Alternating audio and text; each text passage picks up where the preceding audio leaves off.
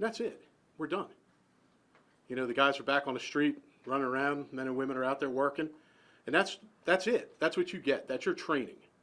And for documents written by lawyers and reviewed by lawyers, and, you know, it's created a huge issue. Yeah. Anybody else? When you wrote this plan, did you talk to officers, get some feedback from them, maybe about the commissioner's plan and then about your plan, to make sure their voices are? Yeah. So we had rank and file officers, patrol officers, we had detectives, we had sergeants, lieutenants, we had a few current command members give us information. We had prior police commissioner, deputy commissioner, probably all ranks in between, add to this report and go over the information with us. What are you hearing from your members? What are these rank and file officers telling you about what's going on out there and what needs to be improved?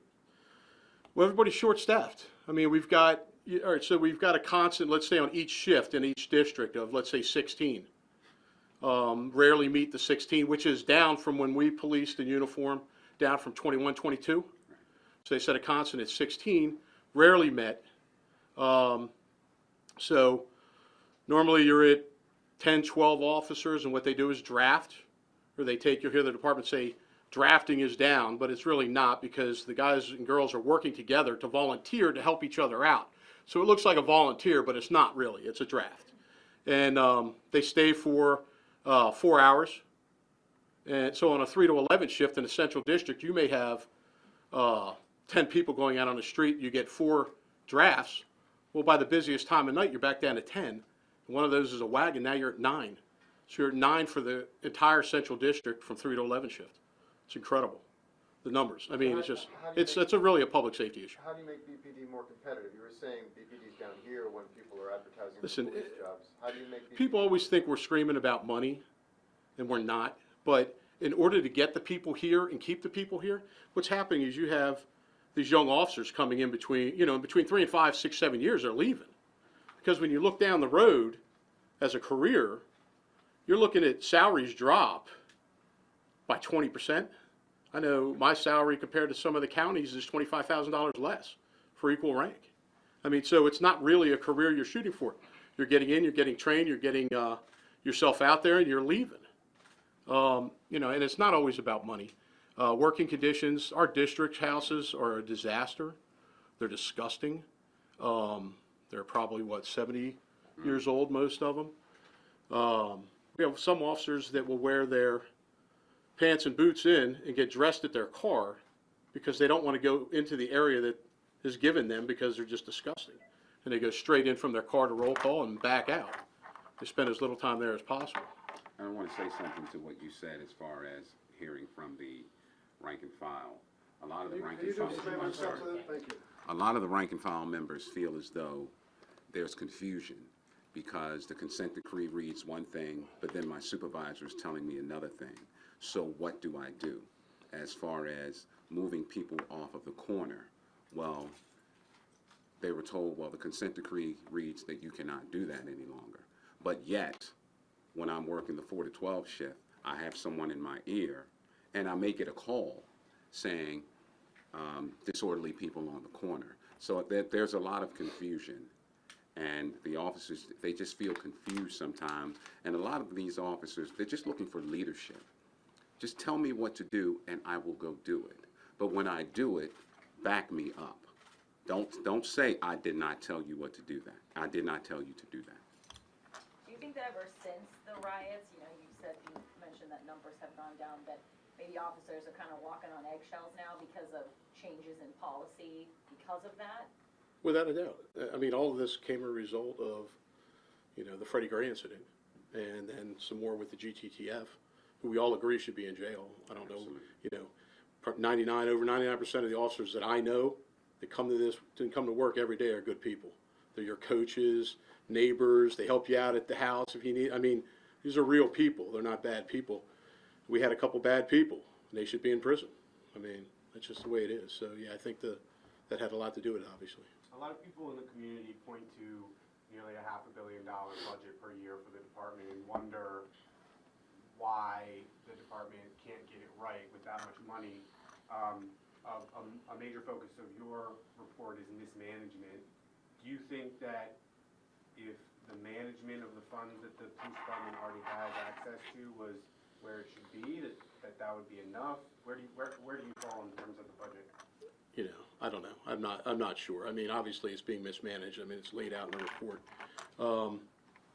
You know, what I can tell you is they need to get it right, and they need to put an offer out there that will bring people here. I mean, you saw the numbers.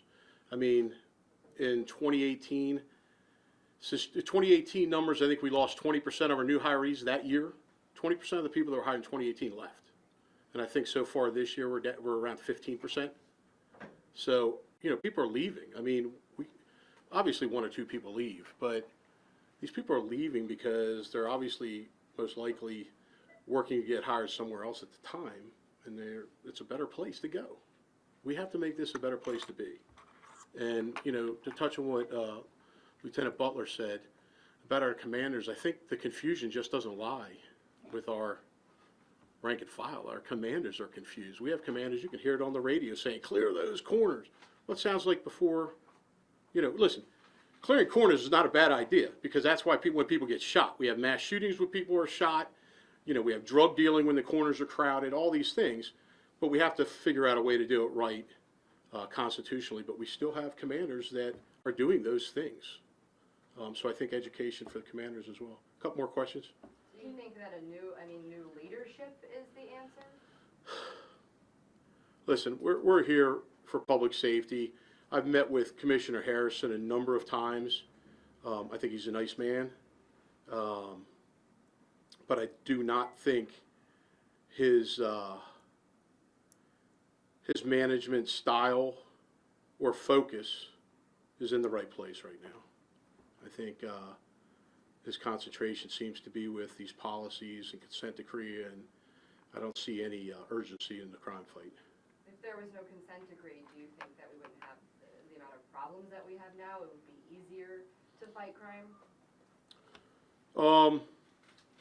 I certainly think, obviously, if you look at the times we had successful police commissioners and their tactics of aggressively, you know, going after drug dealers and people with guns, you know, crime dropped. I mean, if you have, in this city, if you have 500 to 1,000 really bad actors, and you put 500 of them in jail, crime's going to drop, period. I mean, you know, it's just going to happen. But when you feel that, you know, we do have great detectives out there and officers working the street, but, you know, we used to take chances and tie goes to the police officer, you know, but now we don't take those chances. It's just not something that happens. So it makes it more difficult. But the consent decree is not going anywhere. There's been plenty of other departments that have successfully gone through a consent decree. So what do you want to see under this consent decree that's going to move this department forward? It's all in here. It's all in here. Read our strategy. It's all there. If they correct these things, I just don't know how. If, you know, he started at number 5 and we hadn't even done. He said as soon as he got here, he was doing a complete look at all of the policies, procedures, everything. That happened immediately, and I don't think that was done. I don't think we've done 1 through 4 yet, and we need to get those things right. What are your expectations on what happens next with your plan? You don't think management's going to take it? I mean, what do you want them to do with it? Oh, I certainly think management has it. You know, the management has it. What they do with it, you know, I don't know. My hope is that they take it seriously and do the right thing. I don't know. There have been 5 police commissioners in the last 5 years, and one of them went down on federal charges, and there's been 3 mayors in the last 5 years, and one of them is under investigation for federally and in the state. How much of the mismanagement do you think is a symptom of that churn of the interplay between the department leadership and city leadership?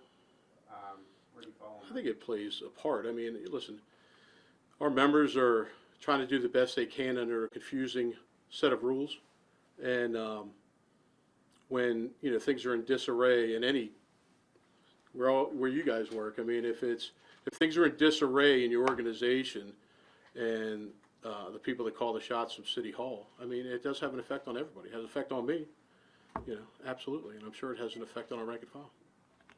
A big part of the commissioner's plan focused on the microzones. We've heard a lot about the microzones. You've been critical about this. Do you have a better idea that's laid out in this? Yeah, I mean, I don't even know, 100 and some microzones, I think that's what it is. Why don't we do, you know, one in each district? You know, that's the manpower we have. You know, I talked to the rank and file, and, you know, I see them all over the city, and I ask, you know, what's going on with these microzones? They're like, well, I hope to get to mine at some point during my shift, because they're running call to call. And I talked to one officer, and he was telling me that he usually spends about 2 minutes in his microzone. If he gets a chance, he'll go to his microzone, spend 2 minutes, he's out. But, you know, it's tough. I mean, that many microzones with this short of personnel. You know, if you had discretionary units, you could do these sort of things. But without discretionary units and, you know, running your uniformed officers ragged, I mean, what proactive stuff can they do? All right, one more question? Anybody? All right. Thank you all for being here. Appreciate it.